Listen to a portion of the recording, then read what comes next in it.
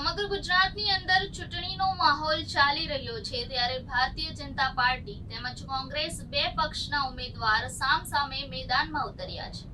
બારડોલી 23 લોકસભા બેઠક ઉમેદવાર બીજેપીના પ્રભુ વસાવા અને કોંગ્રેસના સિદ્ધાર્થ ચૌધરી સામાસામી ચૂંટણીને લઈને મેદાનમાં ઉતર્યા।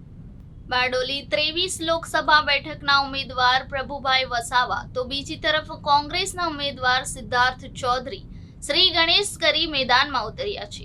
હાલ વાત કરીએ તો કડોદરાના લાગતા અને કામો ભારતીય જનતા પાર્ટી દ્વારા કરવામાં આવ્યા છે, પરંતુ કોંગ્રેસના સુરત જિલ્લા મહામંત્રી જિગ્નેશ મોદીના ભારતીય જનતા પાર્ટી સામે આક્ષેપો જોવા મળ્યા, જેમ કે 110 કરોડના ખર્ચે અંડરપાસ ગણવામાં આવ્યું છે, પરંતુ ટ્રાફિકની સમસ્યા હજી પણ જોવા મળી રહી છે।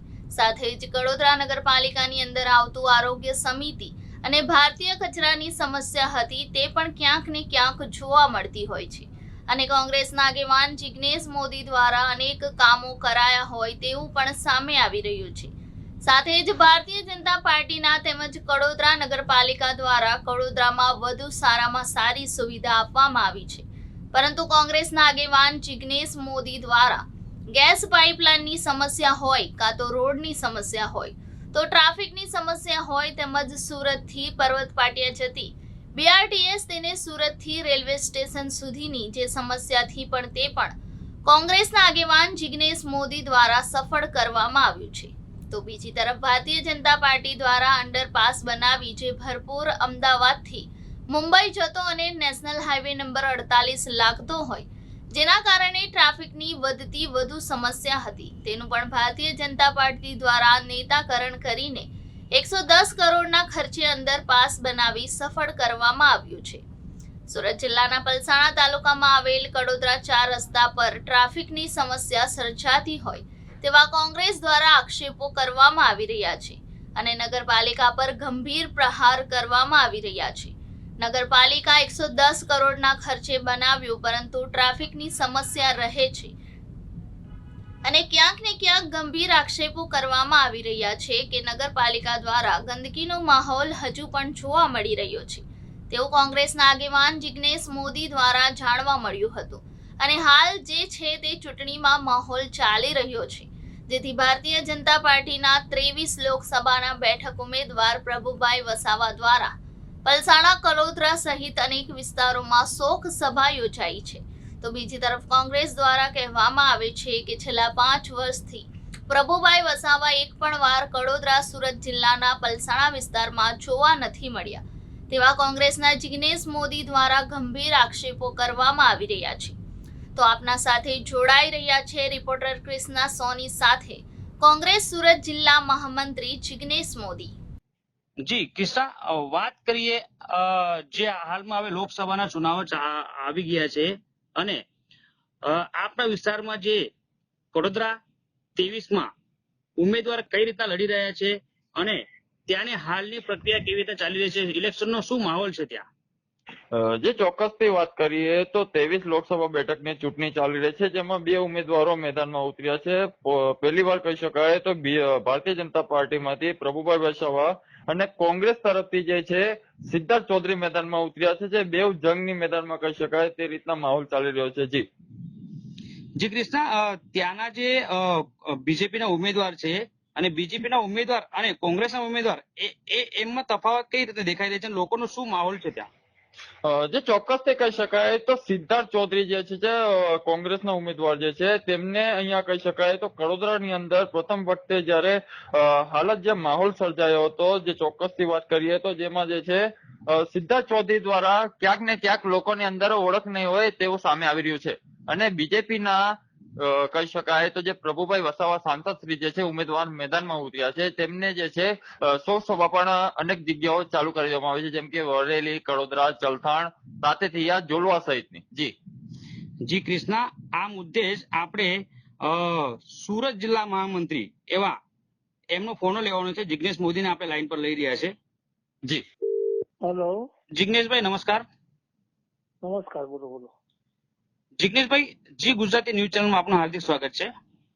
થેન્ક યુ સાહેબ, બોલો। જિગ્નેશભાઈ, અમારા રિપોર્ટર પર લાઈન પર જ છે કૃષ્ણા। જી સર।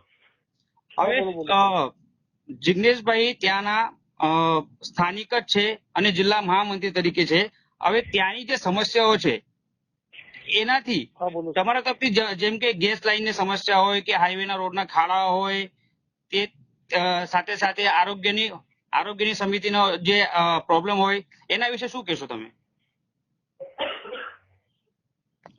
હવે સાહેબ આપણે પહેલા વાત કરીએ તો ગેસની લાઈન માટે આપણે જો સ્મશાન સુધી આપણે ખેંચવાની આપણે પહેલે જ શરૂઆત કરી હતી.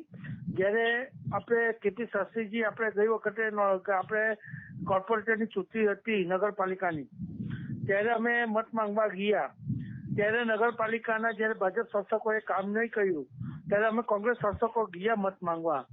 ત્યારે એમ કે કોઈ કામ કરતું નથી. ત્યારે મેં એમને એમ કીધું, મેં પ્રોમિસ આપેલું હતું, હું તો ચૂંટણી લડવાનો નથી, લડતો નથી, પણ હું જિગ્નેશ મોદી જાતે મેં ખાતરી આપી હતી કે તમારે 15 દિવસમાં ચૂંટણી પતે અને 15 દિવસમાં તમારે ગેસ લાઈન આવી જશે. તમારે આવશે, હનુમાન મંદિરમાં આવશે અને સ્મશાનમાં આવશે. જી. અને એ આપણે કામ કરી નાખ્યું છે. અને તેનું ઇન્ટરવ્યુ આપસીના પત્રકાર કદાચ આપણા કૃષ્ણભાઈ જે હશે તેમણે બી લીધું છે ને એ ઇન્ટરવ્યુ બી મેં રજૂ કર્યું છે. હનુમાન મંદિરને પણ આપણે એટલી એ કર્યું છે કે ત્યાં આપણા હજારો માણસોનું રસોડું થાય છે, ત્યાં પણ આપણે ગેસ લાઈનની લાઈન જોઈન કરાવી આપી છે. બોલો આપસી સાહેબ બીજું કઈ? જિગ્નેશભાઈ વધુમાં વાત કરીએ તો હાલમાં આપના જે બારડોલી લોકસભા છે ત્યાંનો જે કોંગ્રેસના ઉમેદવાર છે તેની સામે બીજેપીના ઉમેદવાર ખૂબ મજબૂત દેખાઈ રહ્યા છે. શું કહેશો એ વિશે? સાહેબ દેખાવમાં તો બધા જ હોય. સાંભળો, કોલસો કાળો હોય ને સોનું ચમકતું હોય. જી. બરાબર, કોલસું કાળું હોય ને સોનું ચમકતું હોય. જી. પરંતુ ખાલી દેખાવાના હોય એ બધા. બરાબર. પણ જયારે સમય આવે ને ત્યારે જ ખબર પડે. લોકોએ મન બનાવી દીધું છે પણ કેસરી ખેસ પહેરેલો હોય. આજે હું તમને એક વાત કરું સાહેબ મારા, કે જયારે અંડરપાસ બનાવ્યો છે 110 કરોડનો નગરપાલિકાએ, જી, તે 110 કરોડનો અંડરપાસ બનાવ્યો છે. જી. તે પોતાના સ્વાર્થ ખાતર નગરપાલિકાએ બનાવ્યો છે. ત્યાં અંદર તર પડી ગઈ છે, ખોટા અંદર સામાનનો ઉપયોગ કરવામાં આવ્યો છે, બહાર કચરાનો ઢગલો ઉભો થાય છે, ખોટા પાર્કિંગ ઉભા થાય છે. જિગ્નેશભાઈ તમે 110 કરોડના ખર્ચનો જે કોરિડોર છે એની વાત કરો છો તો ત્યાં હાલ પણ ટ્રાફિકની સમસ્યા દેખાઈ આવે છે. ત્યાંના રહીશો શું એનાથી પરેશાન નથી? સાહેબ હું એ જ વાત કરું છું સાહેબ, તમે જરાક મારી 2 મિનિટ વાત સાંભળશો તો હું તમને બધો આખો ખુલાસો કરીશ. જી. એને વેપારીઓની કોઈ સમસ્યા સાંભળી જ નથી. આજે વેપારીઓ બેમાલ થઈ ગયા છે તેના લીધે. એને વેપારીઓનું સાંભળવાનું હતું. એને પોતાના સ્વાર્થ ખાતર નગરપાલિકાએ એના પોતાના કમિશન માટે જયારે એના ધારાસભ્ય ઈશ્વરભાઈ પરમાર હતા અને આપણા નગરપાલિકાના અધ્યક્ષ હતા, હવે નામ નથી આપતો, તે લોકોએ મિલી ભગત કરીને આ તાત્કાલિક પાસ કરીને તાત્કાલિક 2 વર્ષમાં બનાવ્યો. અને 10 વર્ષથી જયારે દસ્તાન આપણા ઓવરબ્રિજ હજુ નથી બની રહ્યો, બબ્બે ચૂંટણી જવા છતાં, તો એ કોનું પરિણામ? કારણ કે ત્યાં કેટલીક મુશ્કેલી પડે છે.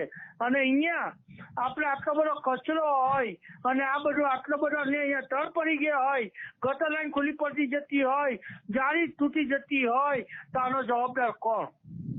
જિગ્નેશભાઈ પછી એ જે પ્રમુખ તરીકે આપના તરફથી શાસન તરફ શું માંગણી કરવામાં આવી છે અને આ મુદ્દે શું કાર્યવાહી કરવામાં આવી છે? અમારા વિરોધ પક્ષમાં એવું છે અત્યારે તો ઇસ્લાશાહી ચાલે છે સાહેબ. જી.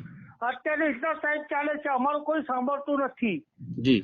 પણ અત્યારે લોકો રજૂઆત કરવા આવે તો બધાના બંધ કાગળિયા અત્યારે બધા ચોકડી મારીને મૂકી દે છે. પરંતુ હજુ પણ મેં આરોગ્ય બાબતમાં વાત કરી છે. કારણ ત્યારે ગટરના પાણીમાં પણ સુઈ ગયો છું. સિટી બસ ચાલુ કરાવવાની હોય તો પણ મેં ચાલુ કરાવી છે સુરત સ્ટેશન સુધી. સાહેબ મેં જયારે પણ હળપતિવાસમાં બહેનો સંડાસ કરવા બહાર જતી હતી, જ્યાં નરેન્દ્રભાઈ મોદી એમ કહેતા હતા કે સાહેબ બહેનો સંડાસ કરવા બહાર નહીં જાય, શૌચ કરવા બહાર નહીં જાય, ત્યારે પણ આપણા ખાલી સંડાસ બનાવીને મૂકી દીધેલા હતા. તેના ગટર લાઈન જોઈન નહીં કરાવ્યા હતા, તો પણ મેં લડાઈ કરીને આપણે હળવતી પાસમાં મેં પાઇપલાઇન જોઈન કરાવી છે. લડાઈ કરીને મારે ચૂંટણી લડવી નથી. હજુ પણ કેવું છું પાછો તમને રિપીટ કરું છું કે હું કોઈ નગરપાલિકાનો કોઈ હોદ્દેદાર નથી, પરંતુ મને મારા બેન ને મારા ભાઈઓની કાયમ સમસ્યા નડે છે. અને હજુ પણ કેવું છું કે મારે કોઈ આજે જે આપવાનો જે ઉમેદવાર છે જે પણ જીતે તેના માટે હું કાયમ ઉભો રહીશ.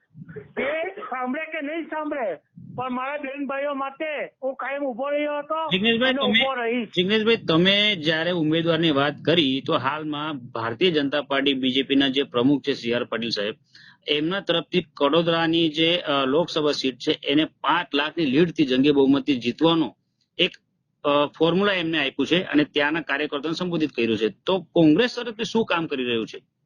અરે આપણે સી આર પાટીલ સાહેબ ની વાત કરું ને, સી આર પાટીલ સાહેબ ને મારા ફોટા સહિત મેં અત્યારે આપશ્રીને ફોટા સહિત મોકલું છે, પેપરના પેજ સહિત મોકલું છે. એમને 10 વાર આજે નહીં 3 વર્ષ પહેલા કે કરોડા નગરમાં તમે એક નકલ ચાલુ કરાવો. કરોડાના નગરના લોકોએ નકલ કરાવવા આજુબાજુના વિસ્તારમાં જવું પડે છે. તો એમણે મને પ્રોમિસ બી આપેલું હતું. ખોટા વચનો ને ખોટા છેલ્લા વચનો આપ્યા કરે છે. અત્યારે તો બધા ખોટા વચનો આપશે એ લોકો. અમે આમ કરીશું તેમ કરીશું બધું કરીશું ને આને અત્યારે હવે આપણે ચેતવાની જરૂર છે. આના કરતા ખરાબ પરિણામ આવશે. મોદી સાહેબ આવે તેમાં મને વાંધો નથી, એમાં કોઈ હું મરવાનો નથી, પરંતુ મધ્યમ વર્ગ અને ગરીબ વર્ગ મને પીસાઈને તેના માટે અત્યારે 2014 ને 2024 નો ભાવ જોજો. આપણે ગુજરાત આપણે ગેસનો બાટલાનો ભાવ. જિગ્નેશભાઈ વધુમાં ઉમેરવા જઈશ તો કડોદરાથી મુંબઈના જે રોડના ખાડાઓ છે એનો જવાબદાર કોણ? એના જવાબદાર હાઈવે ઓથોરિટી હોય તો ખરેખર એના માટે સાંસદે ઉભા રહેવું જોઈએ. પ્રભુદાસ વસાવાએ આજે 5 વર્ષમાં અહીંયા મોબી નથી બતાવ્યું. 5 વર્ષમાં કડોદરામાં, વરેલીમાં કે જોડવામાં કે ઓવિયારમાં પુલ બનાવવા માટે પણ મોં નથી બતાવ્યું. એને કોઈએ મોબી નથી જોયું. પણ જયારે ચૂંટણી આવે ને ત્યારે મોટી વાતો એની સામે વિરોધ પક્ષે શું અવાજ ઉઠાવ્યું અને શું કાર્યવાહી કરી? અરે વિરોધ પક્ષ અમે અવાજ ઉઠાવવાની જ અમારે અવાજ ઉઠાવવાની જરૂર નથી. લોકો મનમાં બેહી ગયેલા છે વિચારીને. લોકોને ખબર છે કે આપણે શું કરવાનું છે. કારણ કે બધાને નાના છોકરાને છે ને આપણે સમજાવીએ ને, પણ નાના છોકરાને ખબર છે કે કોણ આપણો લાકો છે ને કોણ તાકો છે. એ લોકોને સમજાવવાની જરૂર નથી. હું આપને રોકવા માંગીશ. અમારા હાલમાં ત્યાં રિપોર્ટર છે, રિપોર્ટર કૃષ્ણા જી. વધુમાં ત્યાંની જે સમસ્યાઓ છે, ત્યાંના લોકો જે શું કહેવા રહી છે, લોકોના પ્રશ્ન શું છે અને એમની શું માંગણીઓ છે, શું કહેશો? જે ચોક્કસથી વાત કરીએ વિજયભાઈ, તો હાલની જે પરિસ્થિતિ ચાલી રહી છે કડોદરા વિસ્તારની અંદર 110 કરોડના ખર્ચે જે જિગ્નેશભાઈ મોદીએ વાત કરી કે 110 કરોડના ખર્ચે જે અંડરપાસ બનાવવામાં આવ્યો હતો, પરંતુ જે છે રોડની ઉપર 4 રસ્તાના નજીક જ ટ્રાફિકનો સમસ્યા પણ જોવા મળી રહ્યો છે. સાથે જે સ્ટેન્ડ રિક્ષા સ્ટેન્ડ કહી શકાય, તે રિક્ષા વાળાઓ પોતાનો રોડ સમજીને રોડ પર જ વાહન ચાલક પાર્ક કરી દેવામાં આવે છે. તો બીજી તરફ કહી શકાય તો જિગ્નેશભાઈ જે વાત કરી કે જે ગેસ લાઈનનું કામગીરી કરવામાં આવી રહી છે, તો ક્યાંક ને ક્યાંક કોંગ્રેસનું પણ કામ દેખાઈ રહ્યું છે. તો બીજી તરફ વાત કરીએ તો ચલથાણની જે માંગણી હતી ઓવરબ્રિજની, જે છેલ્લા 5 થી 7 વર્ષથી કામ ચાલી રહ્યું હતું ઈશ્વર પરમાર દ્વારા અને સાથે જ જે બીજેપીના કાર્યકર્તા દ્વારા તે બ્રિજનું ઉદઘાટન કરાયું હતું, ખાતમુહૂર્ત કરાયું હતું. તે ખાતમુહૂર્ત બાદ જે છે ફરી ઉમેદવાર આપણા શ્રી આવ્યા છે, પ્રભુ વસાવા દ્વારા ખાતમુહૂર્ત કરવામાં આવ્યું છે, પરંતુ ત્યાં એક પણ હજુ સુધી ઈંટ લાગવામાં નથી આવી. અને જે જિગ્નેશભાઈ જે ચોક્કસથી વાત કરી હતી કે દસ્તારના બ્રિજના મુદ્દે, તો દસ્તાનનો જે બ્રિજ છે છેલ્લા 5 થી 6 વર્ષ થઈ ગયા છે, કામગીરી ચાલુ છે, પરંતુ અત્યાર સુધી જે છે બ્રિજ ચાલુ કરવામાં નથી આવી રહ્યો. જી ખૂબ ધન્યવાદ કૃષ્ણા, ખૂબ ધન્યવાદ જિગ્નેશભાઈ મોદી, તમે અમારા દસ્તાન ફાટક જે વર્ષોથી સમસ્યા ચાલી હતી ટ્રાફિકની, જેને છેલ્લા 5 વર્ષથી ઓવરબ્રિજ બળવામાં આવેલું છે, પરંતુ હાલ જે 23 લોકસભા બેઠકની ચૂંટણીનો માહોલ ચાલી રહ્યો છે, પરંતુ હાલ ઓવરબ્રિજ ચાલુ નથી થયો અને સાથે જ ચલથાણ ખાતે જે છે તે ભારતીય જનતા પાર્ટી દ્વારા ખાતમુહૂર્ત કરવામાં આવ્યું હતું, પરંતુ હજુ સુધી તેની કામગીરી નથી ચાલુ થઈ અને 23 લોકસભા બેઠકના ઉમેદવાર શ્રી પ્રભુભાઈ વસાવા દ્વારા હાલમાં પણ થોડા દિવસ અગાઉ તેનો ફરીથી ખાતમુહૂર્ત કરાયું હતું, પરંતુ ત્યાં હજુ સુધી એક મૂકવામાં આવ્યો નથી અને કોંગ્રેસના આગેવાન જિગ્નેશ મોદી દ્વારા જાણવા મળ્યું કે એમને એક જાગૃત નાગરિક તરીકે કડોદરાને લગતી અમુક સમસ્યાઓનું નિરાકરણ કર્યું છે, જેમ કે રોડ હોય, ગેસ લાઇન હોય, શૌચાલય હોય તેવા અનેક મુદ્દાઓ પર કામ કર્યું છે અને સાથે જ સ્થાનિકને રાહદારી મળે તેવા કામ કર્યા છે. પરંતુ કોંગ્રેસે સમગ્ર ગુજરાતમાં ચૂંટણીને લઈને લોકલાડીલા સાંસદ શ્રી પ્રભુભાઈ વસાવા પર ગંભીર આક્ષેપોનો પ્રહાર કરવામાં આવી રહ્યા છે.